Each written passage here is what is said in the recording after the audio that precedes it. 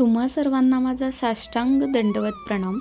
मी शुभांगी तुम्हा सर्वांचं स्वागत करते आपल्या चॅनल शुभांगी समाधानमध्ये. तर आज सकाळी सकाळी मी 5:30 वाजेला उठले.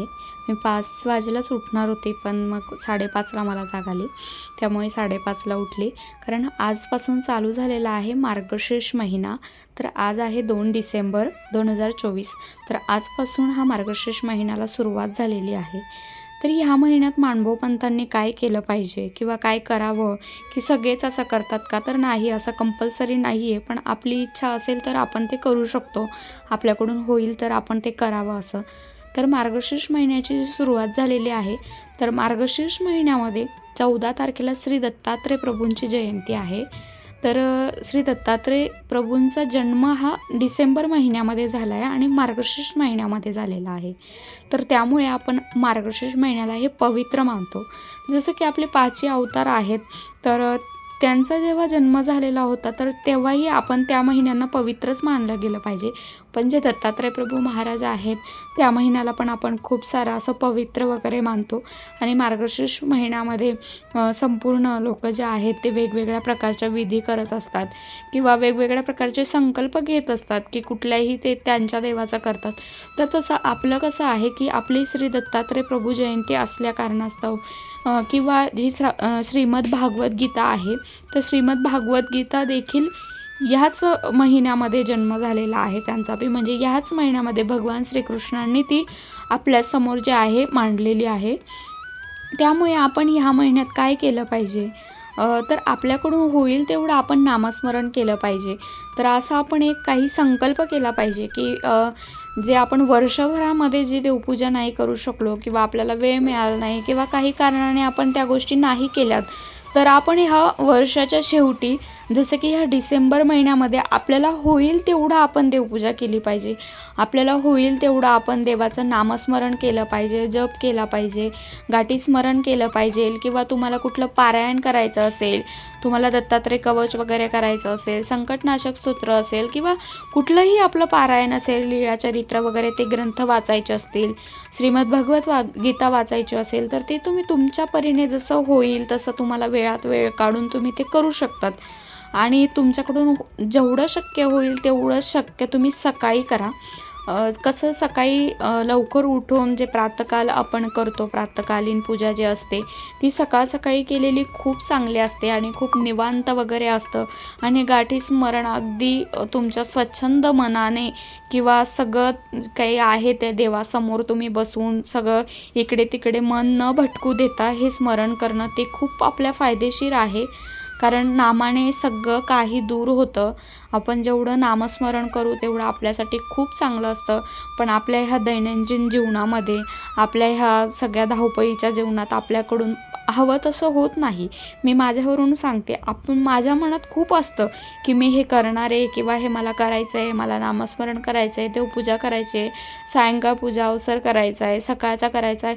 पण काही ना काही गोष्टी असतात आपल्याला दैनंदिन जीवनामध्ये की त्यावेळेला आपण अवेलेबल नसतो किंवा काही असतं, तर मग त्या होत नाही. तर आपण त्या असा संकल्प जरी केला की ह्या महिन्यामध्ये, मार्गशीर्ष महिन्यामध्ये किंवा ह्या महिन्यामध्ये श्री दत्तात्रय प्रभूंचा जन्मोत्सव आहे, तर आपण ह्या महिन्यामध्ये त्यांच्याविषयी काहीतरी करूया. त्यांच्यासाठी नाही तर ते आपल्यासाठी.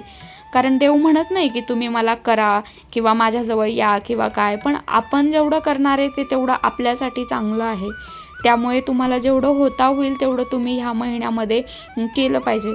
तर मी स्वतःने असा संकल्प घेतलेला आहे की माझ्याकडून तर असं वर्षभर काही ह्या गोष्टी होत नाही किंवा जेवढ्या झाल्या तेवढ्याच होतात. तर मी असा विचार केला की मी ह्या महिन्यामध्ये, डिसेंबरच्या महिन्यामध्ये, की मी सकाळी 5-5:30 वाजेला उठणार आहे आणि 7 वाजेपर्यंत जे आहे ते नामस्मरण करणार आहे. तर आता कित्येकदा असं होतं की आपण नामस्मरण करत राहतो तेव्हा आपलं मन एकाग्र राहत नाही, ते इकडे तिकडे भटकतं. कारण ती आपल्याला सवयच नसते त्या गोष्टींची. त्यामुळे कसं आहे ना की स्मरण थोडं करायचं, 5 गाठी, 10 गाठी, 15 गाठी, आपल्याकडून जेवढं शक्य होईल आपल्याला वाटलं तेव्हा आपण 5 नामांच्या आपल्याला वाटेल तेवढं स्मरण आपण त्या गाठी करू शकतो. त्या गाठी केल्यानंतर जर आपल्याला वाटतंय की आपल्याकडून आता गाठी झालेल्या आहेत, आपलं नामस्मरण झालेलं आहे, तर आपण पारायण करू शकतो. पारायण जसं की तुम्ही दत्तात्रय कवच वाचू शकतात, संकटनाशक स्तोत्र वगैरे जर आपल्याला काही वाटत असेल मनापासून की आपण वाचावं तर ते आपण वाचू शकतो. ते 5 वेळा, 10 वेळा, कोणी कोणी 21 वेळा पण करतं. तर त्याप्रकारे आपण ते थोडंसं आपण वाचन केलं किंवा संकटनाशक स्तोत्र वगैरे वाचलं किंवा दत्तात्रय कवच वाचलं किंवा मग नामस्मरण वगैरे केलं, एवढंही भरपूर झालं. आपल्याकडून जेवढं होईल तेवढं करा. पण शक्यतो सकाळचा जो पिरियड आहे तो आपल्यासाठी खूप चांगला असतो, खूप शांतता असते आणि हिवाळ्याचे दिवस चालू आहेत त्यामुळे सकाळी भरपूर अशी थंडी पण असते. त्यामुळे जसं आपल्याला वाटेल तसं करा. तुम्ही 6 ते 7च्या दरम्यानमध्ये केलं तरी पण चालतं, काही हरकत नाही. तेवढ्या वेळेत केलं तरी पण चालतं. पण असा एक काहीतरी संकल्प घ्या की ह्या महिन्यामध्ये माझ्याकडून एवढा महिना तरी झाले पाहिजे देव. कारण गेल्या वर्षभरापासून आपल्याकडून काही आपण एवढं असं मनात घेत नाही की करायचं आहे किंवा काय. पण जर हा 1 महिना आपण केलं ना, आपल्याही मनाला खूप भारी वाटतं आणि खूप असं छान वाटतं, सगळ्या गोष्टी प्रसन्न वाटतात. मी आज सकाळमध्ये उठले, देवांना स्नान ओटी वगैरे करून घेतलेलं आहे. म्हटलं आज पहिला दिवस आहे तर आपण स्नान ओटी करून घेऊयात.